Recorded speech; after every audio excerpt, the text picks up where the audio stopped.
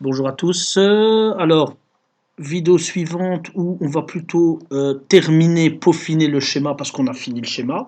Donc, on va peaufiner les dernières retouches. Déjà, ben, je me rends compte que j'ai oublié une pin qui est TE, donc transmission enable, qui peut rester à 0 parce que vous voyez qu'il y a une barre, ça veut dire que active à 0. C'est-à-dire que si je ne la mets pas à la masse, je ne serai pas en transmission enable, c'est-à-dire activé. Donc, important de la mettre à zéro. Alors, certains pourraient dire, bah, j'ai qu'à mettre un switch qui fait que, comme ça, je peux couper la transmission ou pas. C'est pas vraiment nécessaire à partir du moment où on a un bouton marche arrêt. Voilà, ça fait aussi office de tout couper, etc. Or, deuxième, ici, on va voir plus des petites astuces et aussi comment rendre propre un petit peu l'ensemble. Alors, première chose, comme je vous l'avais expliqué, voilà, ici, j'ai pris l'exemple d'un composant qui n'est pas aligné avec la grille. Donc, c'est un peu compliqué, même si on voit qu'il y a moyen de le faire. Mais imaginez donc, je prends ce composant-là, et vous voyez que ce composant-là, ce que je sais faire, si j'appuie sur Alt, vous voyez, c'est beaucoup plus fin. Alors, comment on explique cette histoire-là? J'ai beaucoup plus de précision. Comment on explique ça? Regardez. Si je prends la grille, vous voyez que normalement, je bouge par pas de 1/10 de inch, ce qui correspond exactement à la taille de la grille que vous voyez. Par contre, si j'appuie sur Alt, comme vous voyez ici, hein, eh bien, ma grille est, enfin, mon mouvement peut être 10 fois plus précis. Donc, si je suis sur Move et que j'appuie sur Alt, eh bien, j'ai une précision qui est 10 fois plus petite. Le problème, c'est que, normalement, en tout cas avec les anciennes versions de Eagle, je pense que ça a été arrangé depuis, eh bien, on ne sait pas atteindre des composants qui ont, eh bien, s'ils ont arrangé le problème en fait. On voit que même si la grille, n'importe où on est dans la grille, bah, automatiquement il trouve. Mais sinon, normalement, vous voyez que le point ne peut se mettre que dans une intersection, sauf s'il y a un composant. Mais ça, c'était pas possible à l'époque avec les anciennes versions d'Eagle. Ben, je constate qu'on peut le faire maintenant. Qu'à cela ne tienne, moi, je vais le remettre sur la grille. Donc il y a deux choses, soit je clique dessus et alors je m'amuse avec Alt à le remettre exactement dans le bon endroit, etc. Ici, entre autres. Hein, mais bon, ça c'est un peu casse-tête. Sinon, j'appuie sur CTRL, je suis sur Move et automatiquement, vous avez vu, il s'est remis automatiquement avec le bouton CTRL plus Move, il se remet sur la grille comme il faut. Alors pour le schéma, c'est important, mais pour la partie parce qu'on a aussi cette fonctionnalité pour le PCB, c'est encore plus important pour le PCB parce que là le PCB, on a intérêt vraiment à ce que les pistes arrivent au bon endroit. Donc retenez cette astuce là. Alors voilà, donc ça c'était les petites astuces. Mais c'est pas fini parce que vous avez vu, on a un trop plein de composants. Donc ce qu'on va faire, on va effacer tout ce qui nous sert à rien. Alors je vais pas commencer à les faire un par un. Vous voyez, hein, c'est fastidieux. Bah, de nouveau, ce que je vais faire, je vais prendre mon groupe, je vais tout sélectionner et je vais aller n'importe où avec le bouton droit et je vais faire. Et alors normalement j'ai mal cliqué. Il veut plus le faire. Je vais rappuyer sur la. Oui, je n'ai pas appuyé sur la poubelle, effectivement. Maintenant j'appuie sur la poubelle et vous voyez ici delete groupe. Et vous voyez, tout est effacé. Et je n'oublie pas d'effacer. Je suis toujours sur poubelle, donc d'effacer le dernier composant ici. Et voilà. Et donc je n'ai plus que les composants qui me concernent. Si je vais sur board, ben, vous voyez que voilà, j'ai tout ce qui me concerne qui se trouve ici. Alors je reviens sur schématique. Et alors pour terminer en beauté, ce que je vais faire, je vais prendre line. Parce que quand on veut faire des pistes, c'est net. Mais par contre, quand on veut faire autre chose, c'est line. Et alors là, qu'est-ce que je prends ici, je vais sélectionner un layer différent. Par exemple, je vais prendre, j'aurais bien pris guide ou spice order ou un peu n'importe quoi, mais disons que je vais prendre le symbole, voilà, et je vais m'amuser à faire des rectangles pour bien séparer mes différentes parties. Voilà. Et alors, bon, quand je m'arrête, je fais Escape et j'ai un rectangle pour séparer la partie alimentation de la partie, je suis toujours en rectangle, émission. Donc vous voyez, hein, hop, je fixe, vous voyez, hop, je fixe. Ça c'est la partie émission. soit je reclique au même endroit pour que ça s'arrête, soit je fais Escape. Et cette partie-là, j'avais dit qu'il fallait la considérer comme un tout. Donc ce que je vais faire, c'est que je vais prendre tout ça. Voilà. Non, c'est pas bon, parce que si je sélectionne pas tout, quand je vais faire un move, il y a une partie qui va rester sur place et ça va être terrible. Donc j'ai sélectionné tout. Je fais bouton droit move. Bah, je vais essayer de faire ça bien propre et pro. Voilà. Ça, j'ai dit que ça allait ensemble parce qu'en fait, c'est juste que j'en avais pas la place de le faire. Donc je sélectionne tout. Je fais move de nouveau. Move group. Je le mets à côté. Et alors, j'en fais un rectangle aussi. Toujours avec line. Je suis toujours sur symbole. Et je tape ici. Je fixe. Vous voyez, hein, je fixe. Comme ça commence pas à trop danser. Là aussi, hop, je fixe, comme ça, c'est bon. Je suis, et je me remets, et je réappuie une deuxième fois pour lâcher.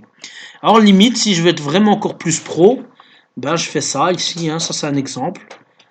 Pour vraiment cartonner, comme on dit. Voilà, hop, je fais ça, et comme ça, je peux écrire dessus. Et alors, je prends par exemple le texte.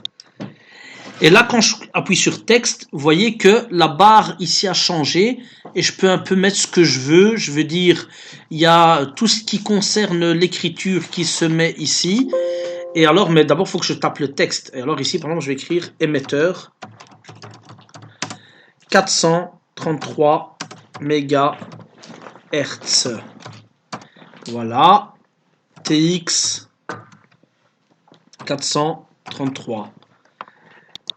Et voilà, j'ai l'écriture. Alors, vous voyez, je vois que c'est pas très grand. Donc, je vais agrandir à 0,1. J'aime pas l'écriture, je vais la mettre en vecteur. Moi, j'aime bien un vecteur, ça fait très schéma. Et puis, line, distance, tout ça, je pense que c'est assez. Ratio, pas besoin d'agrandir plus parce que le ratio, c'est pour l'épaisseur. Hein, vous voyez, l'épaisseur. Bah, je peux laisser ça comme ça, limite, et voilà. Et alors, c'est en gris, c'est pas beau. C'est pourtant, je n'avais pas choisi. C'est bizarre que ce soit en gris alors qu'ici c'est sim résulte en mauve. Ça c'est vraiment très bizarre. Je vais remettre en symbole. Et je vais l'ajouter ici. Et je vois que là c'est en jaune. Donc je vais prendre ma poubelle. Voilà, j'efface et je remets ici. Alors maintenant, regardez, je vais vous montrer une autre astuce ici. Donc je vais refaire la même chose. Je suis toujours en symbole. Et je vais l'appeler, donc cette partie-là, je vais l'appeler, voilà, décodeur. Disons, voilà, je reprends mon écriture. Disons que je vais l'appeler, c'est l'encodeur, ça plutôt. Encodeur série, le fameux HT12E. Et supposons que, ben voilà, là il est déjà de la même caractéristique ici, mais supposons que il ne soit pas de la même caractéristique. Je change un peu n'importe quoi, je fais voilà, c'est pas la même chose, hein, vous voyez, hein, c'est plus petit, etc. Et que j'ai envie de lui donner les mêmes caractéristiques que ce texte-là. Il suffit de faire quoi? De prendre PaintRoller, je clique sur ce truc-là, il me donne toutes les caractéristiques de ce truc-là. Je dis ouais, il n'y en a aucune à changer parce que je pourrais même en changer certaines. Je dis non, c'est bon, toutes les caractéristiques, les mêmes, je vais les appliquer ici. Et voilà, il l'a fait. Et ça, c'est valable pour tout. Tout sur Eagle, il y a moyen d'adapter un élément vers un autre élément grâce au PaintRoller.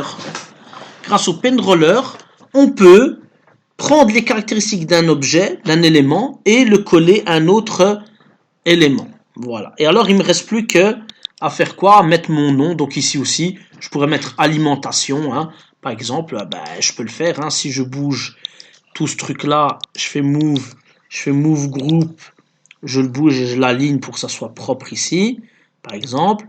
Et là, je vais ajouter ben, la même chose, du texte, par exemple, pour vraiment faire ça pro de chez Pro. Et je vais ajouter un texte. Et ici, ça va être alimentation. Alimentation 12 volts stabilisé. Alimentation DC. DC 12 volts stabilisé. Hop, et de nouveau, je n'ai pas les mêmes caractéristiques. Bah, qu'à cela ne tienne. Je vais reprendre mon paint roller. Je copie toutes les caractéristiques. Je pourrais en copier que certaines. Par exemple, ne garder que la couleur ou ne garder la couleur mais pas les caractères, etc., etc. Voilà. Et je vais donc écrire. Alors, il ne reste plus qu'à écrire mon nom. Voilà. Ça, si. Voilà. Enfin, MR Msassi. MR Msassi. Donc, je mets ici. Et je l'ajoute. Et alors, ouais, c'est très petit, hein, tout ça. Donc, je vais prendre les caractéristiques de nouveau de mon histoire ici pour les redonner à mon MR Msassi qui, voilà, qui a grandi. Et je sauve. Et vous voyez ici notre saved. J'appuie sur enregistrer. Ça prend du temps, hein. Save, voilà. Et vous voyez qu'il a enregistré l'histoire et tout est propre. Voilà, c'est fini pour le schéma. On a terminé. On va maintenant pouvoir passer au PCB. Et n'oubliez pas de mettre un titre ici, bien sûr. Hein. Schéma de l'encodeur. Donc, par exemple, ici, donc, schéma, il faut un H, schéma de l'encodeur 433 MHz.